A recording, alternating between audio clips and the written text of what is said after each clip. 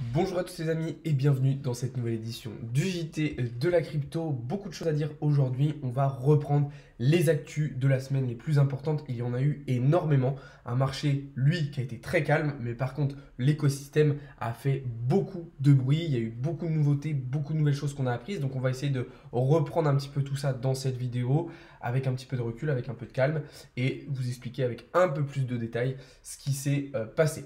Voilà, je vous parlerai donc de toutes ces actualités. Il y aura quelques petites annonces très importantes en fin de vidéo, donc restez bien jusqu'à la fin.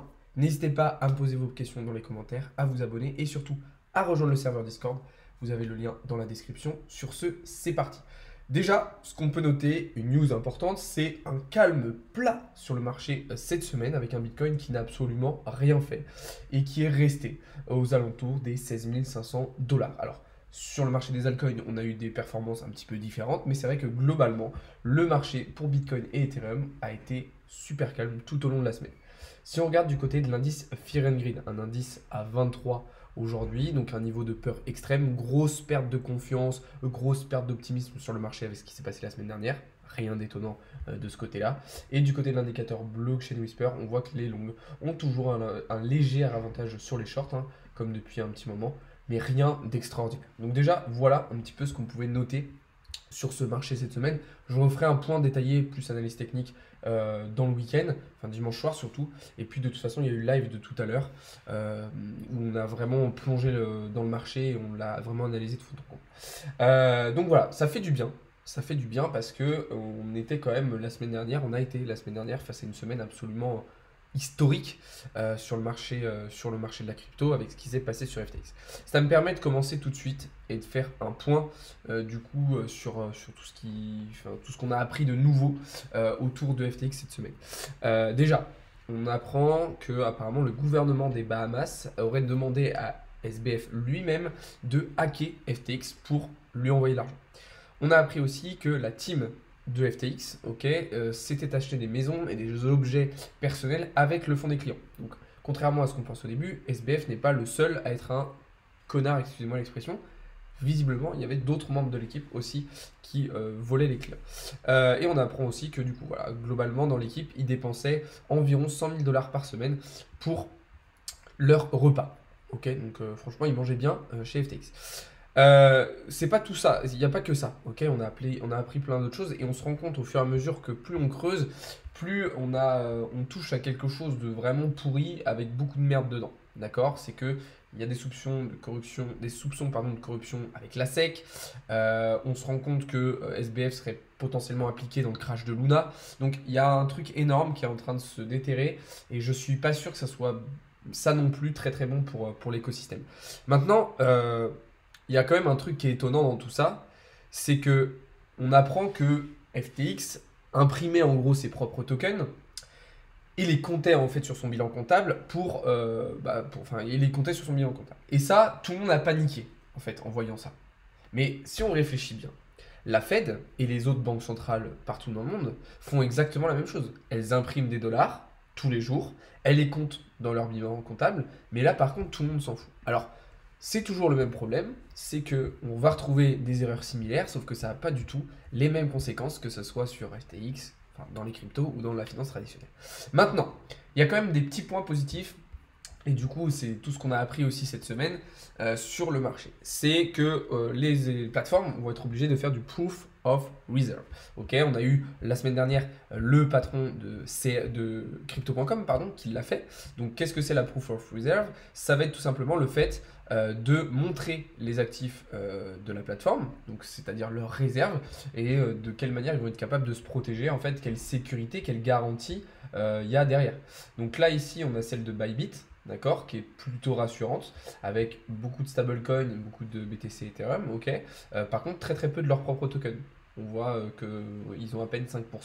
CRO, pour moi, Crypto.com avait une proof of reserve un petit peu moins rassurante. Notamment, il détenait énormément de Shiba et c'est pas forcément quelque chose que je trouve ultra rassurant. Bon, maintenant le problème c'est que ça comment dire, ça n'a pas qu'un impact positif, malheureusement ça a un gros impact négatif sur toute l'industrie, vous vous en doutez bien. Pourquoi? Parce que ça crée un effet domino. En fait, suite à la faillite de FTX la semaine dernière, ça crée un effet domino. Ok, on a plusieurs plateformes qui sont en grosses difficultés et qui ne vont pas forcément s'en sortir.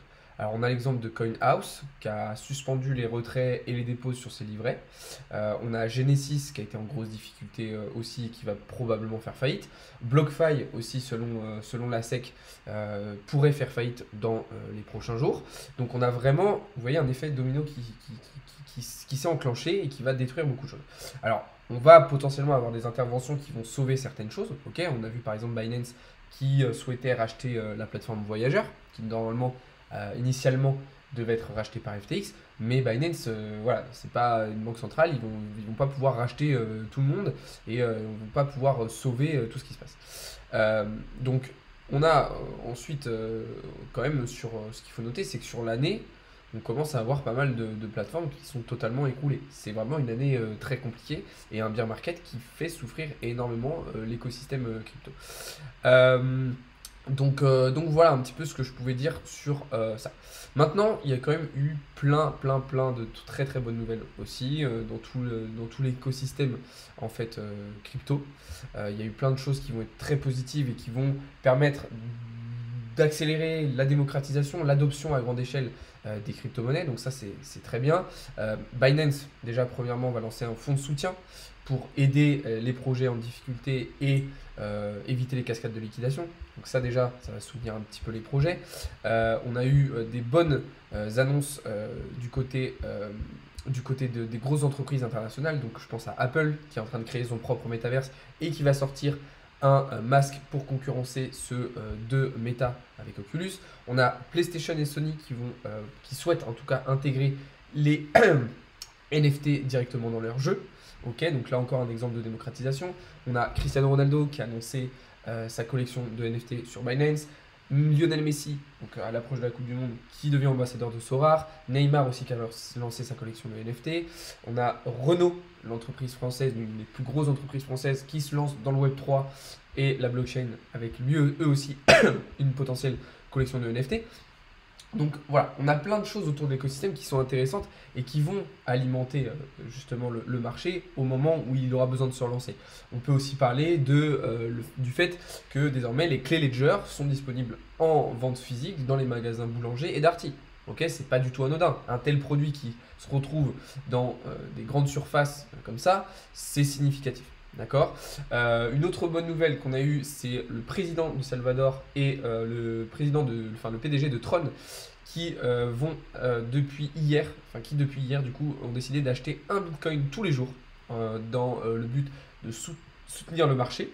Alors est-ce que ça va être profitable pour eux? J'ai des petits doutes. Mais c'est vrai que voilà, il y a aussi des prises d'initiative qui sont assez intéressantes et qui vont peut-être aider le marché. Donc voilà, c'était une semaine très riche. Donc voilà un petit peu tout ce qu'on pouvait dire. On voit quand même une démocratisation et une adoption qui s'accélère.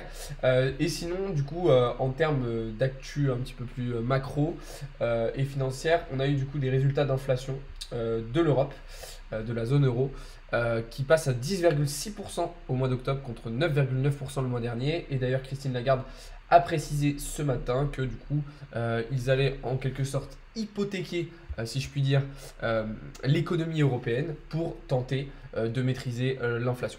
Donc voilà un petit peu ce que je pouvais vous dire comme actualité importante. Ce qu'il faut retenir, c'est qu'on reste dans un contexte de marché ultra défavorable, d'accord, avec énormément de pression, énormément d'ondes négatives, énormément de peur, d'incertitude, une grosse perte de confiance avec ce qui s'est passé la semaine dernière.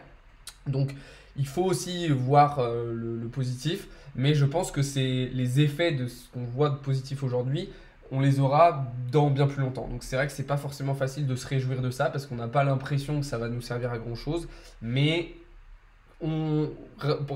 pensez-y et vous verrez que dans quelques mois, quelques années, je pense, on sera bien content parce que c'est ce qui fera en fait vraiment exploser le marché selon moi. Donc voilà un petit peu les amis, ce que je pouvais dire là-dessus. La Coupe du Monde commence ce week-end, ça veut dire beaucoup de choses parce qu'il y a certains tokens qui vont être concernés. Je pense notamment au CHZ qu'on a analysé longuement cet après-midi en live. Je vous ferai une analyse complète dessus demain. Mais aussi pour ceux qui sont fans de foot et qui vont regarder la Coupe du Monde, il y a un petit concours que je vous ai fait, enfin même un gros concours que je vous ai fait sur Instagram et sur Twitter. Donc pour ceux qui s'intéressent au foot, vous pouvez participer. Ceux qui ne s'intéressent pas au foot, vous pouvez aussi participer. Le but, c'est de mettre un petit peu vos pronostics dans les commentaires, meilleur buteur, etc. etc. Gagnant de la compétition. Et ceux qui auront le plus de points, gagneront des cryptos, des NFT, des séances de coaching et des accès premium Discord. Donc pour ceux que ça intéresse, ça se passe sur Twitter et sur Instagram. Vous avez tous les liens dans la description. Sur ce les amis, je vous souhaite à toutes et à tous un très très bon week-end. Merci beaucoup d'avoir regardé cette vidéo. N'hésitez pas à vous abonner si ce n'est pas déjà fait. Et puis moi, je vous donne rendez-vous dès demain matin pour davantage de contenu, davantage de trades, davantage d'analyse dans le Discord et puis sur les différents réseaux. Donc n'hésitez pas à venir me suivre un petit peu partout. Vous avez encore une fois mon Linktree dans la description. Sur ce, bon week-end. Salut les amis, c'était Alex de Crypto Learning.